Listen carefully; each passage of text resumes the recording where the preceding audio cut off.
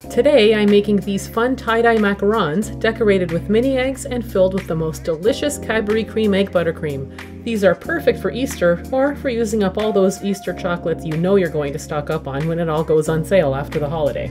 I'll start by making the macaron shells. First, the powdered sugar, almond flour, and salt go into a food processor and get pulsed a few times to break up any clumps in the almond flour until all the dry ingredients are nice and smooth. Don't go too far here though. You want to avoid releasing any oils from the almond flour, which could ruin the meringue later. For a little added insurance to make sure the macaron shells are nice and smooth, I'm also sifting the dry ingredients while making sure to spill just a little bit on my counter for good luck.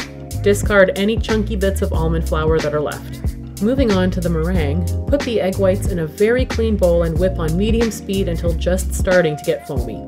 Then slowly stream in the granulated sugar and whip on high speed until stiff peaks.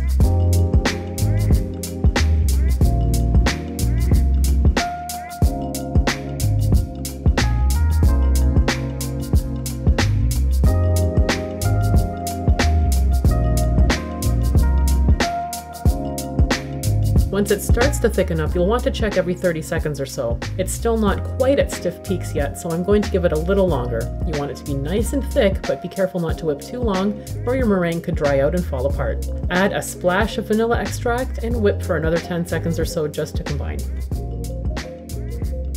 Throw in the almond flour mixture and fold together by running a rubber spatula around the side of the bowl, then swipe it through the middle. Lather, rinse, and repeat just until everything is nicely combined.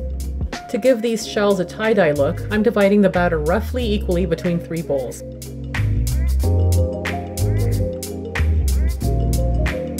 The first one I want to make teal, so I added a bit of blue and green food gel. Now I'm working out just enough of the air from the batter so it falls off my spatula in ribbons.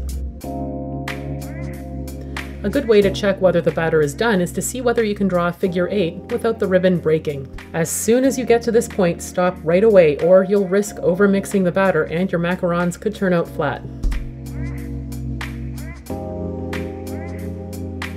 I'm making the second bowl of batter yellow. I decided I wanted it a bit brighter, so I'm stopping partway through to add a couple more drops of gel and mixing it just until it passes the figure 8 test. The final batter portion gets a couple drops of pink food gel and, as before, gets folded just until it passes the figure 8 test.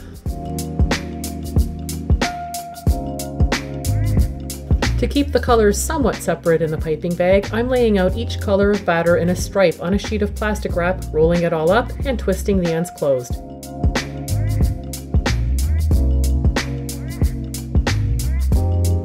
Put a medium round piping tip into a piping bag, carefully snip one end off of the plastic wrap roll, and put it cut side down into the piping bag. Hold the piping bag perpendicular to a baking sheet, pipe out a circle of batter, then stop squeezing and give the bag a quick twist to finish each macaron. Make sure you leave at least an inch in between. Once you fill up a baking sheet, give it a few good taps and work out any stubborn air bubbles with a toothpick. You can also pipe larger macarons if you like. If you want to use parchment instead of a silicone mat, just pipe a dab of batter under each corner to keep the paper from moving. I like to count to 3 as I pipe each one to make them about the same size without using a template. As before, tap the baking sheet and work out the air bubbles with a toothpick.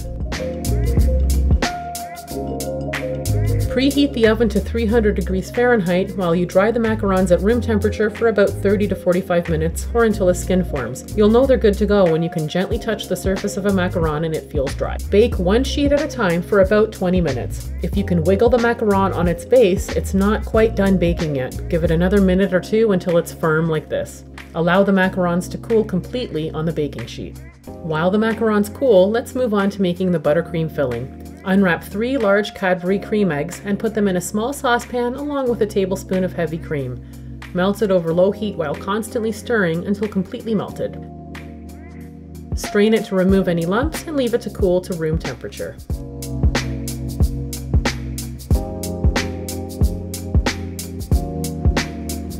Next, we'll whip some unsalted room temperature butter until it's very fluffy and light, about 3 to 5 minutes.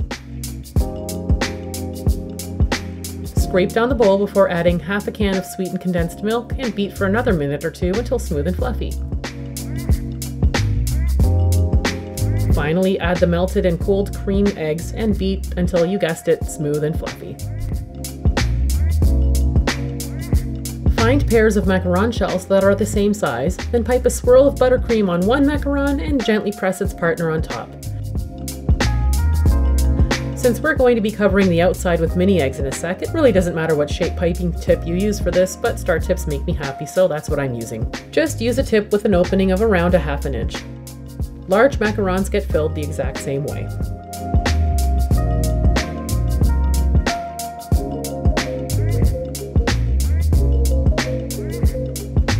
I'm decorating these with some micro mini eggs, which are like regular mini eggs, but even more minier. These get pressed all around the sides of each macaron. And there you have it! Colorful macarons perfect for Easter, filled with a caramelly cream egg flavored buttercream and a nice mini egg crunch. And if delicious cookies that use junk food as an ingredient are your jam, you should check out my recipe for Flamin' Hot Cheetos cookies.